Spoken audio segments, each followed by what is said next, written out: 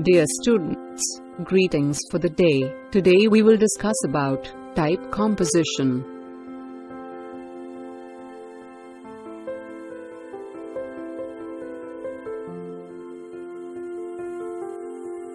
Typography is about the design of text, which covers a very wide range of things. Books, posters, and websites are all textual. Typography goes beyond the letters on screen or paper. It's also concerned with the space around the text, the way it sits on a page or screen, and the size and proportions of those mediums.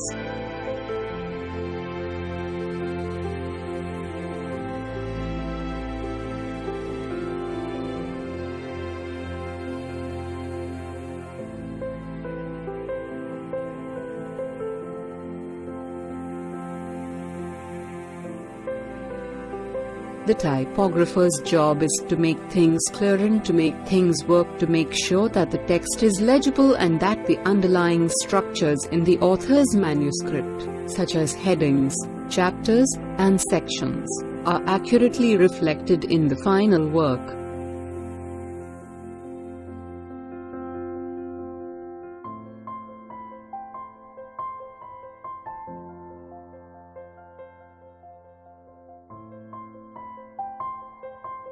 First, some definitions of terms. A typeface is a set of characters drawn from the same design. Times and Arial are typefaces. Strictly speaking, Times Regular and Times Bold are different typefaces, but they're part of the same typeface family. The term font is often used interchangeably with typeface, but it shouldn't really be. A font is a software implementation of a typeface. It's a collection of every character available in that typeface.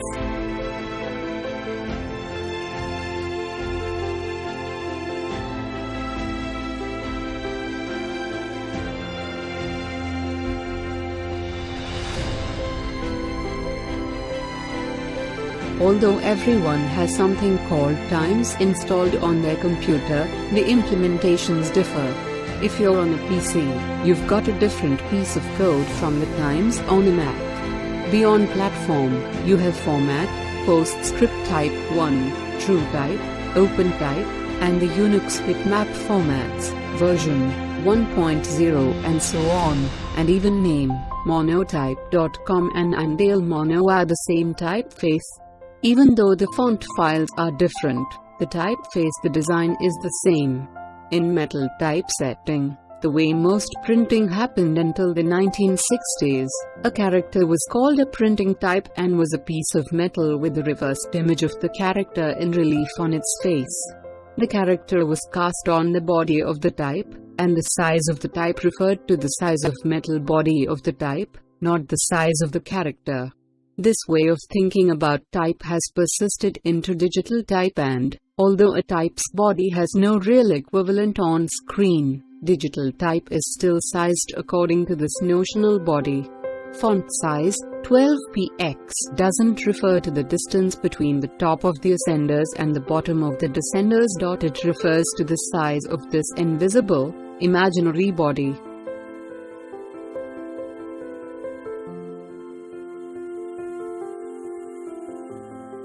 The history of typography is a very long one.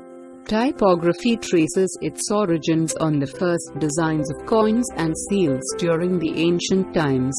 The basic principle of typography was to use identical characters in creating text for reading.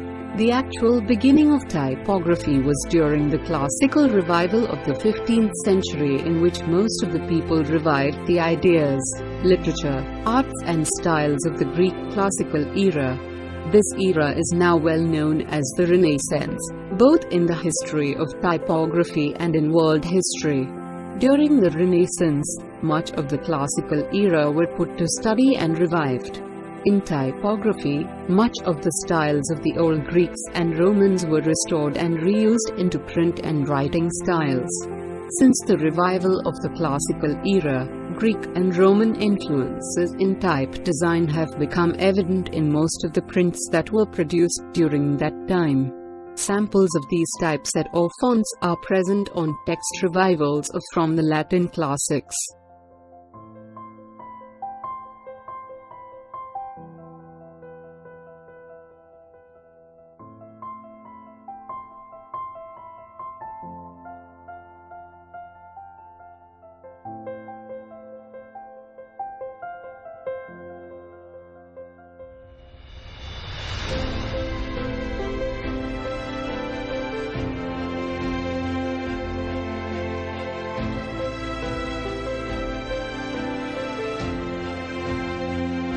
Today, typography is still being used the same way it has been the past century, on advertisements, books, signage, etc. Even fonts or typefaces that were used during the Renaissance are still being used by a lot of artists today: the Roman, Italic, Garamond and the serif typesets.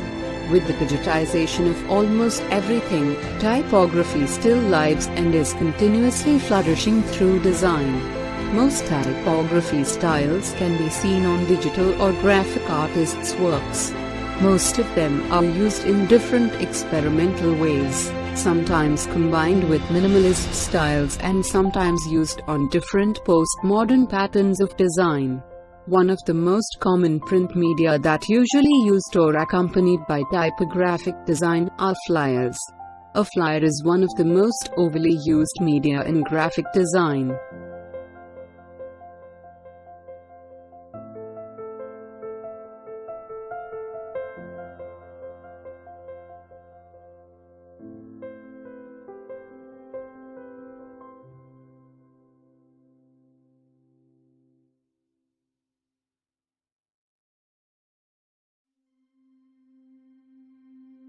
First, some definitions of terms. A typeface is a set of characters drawn from the same design. Times and Arial are typefaces. Strictly speaking, Times Regular and Times Bold are different typefaces, but they're part of the same typeface family. The term font is often used interchangeably with typeface, but it shouldn't really be. A font is a software implementation of a typeface. It's a collection of every character available in that typeface. Although everyone has something called Times installed on their computer, the implementations differ. If you're on a PC, you've got a different piece of code from the Times on a Mac. Beyond platform, you have Format, PostScript Type 1, TrueType, OpenType, and the Unix bitmap formats, version 1.0 and so on, and even name, monotype.com and Indale Mono are the same typeface.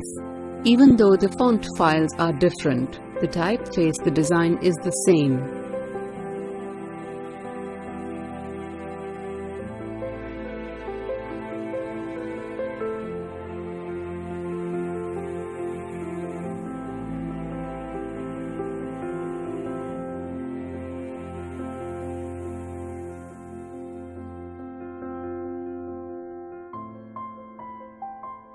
Typography on the web is different from typography in print in many ways, and although the principles hold across the media, the ways in which those principles are applied differ.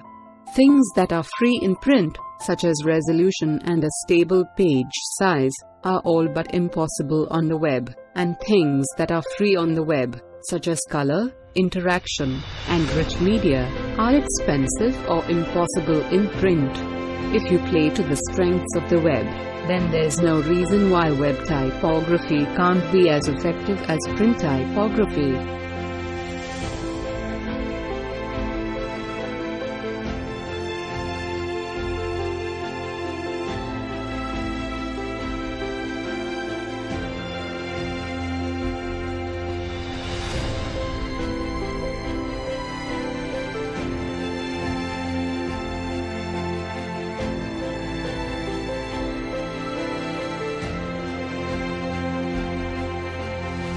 Has the potential to create personality for a message. Has the power to evoke responses not capable with just words. Makes the reader's experience far more visual, therefore extending the meaning of word. Is an expressive art form. affects readability and legibility. Is visual poetry to be seen, to be felt, to communicate? The role of the traditional typographer has changed.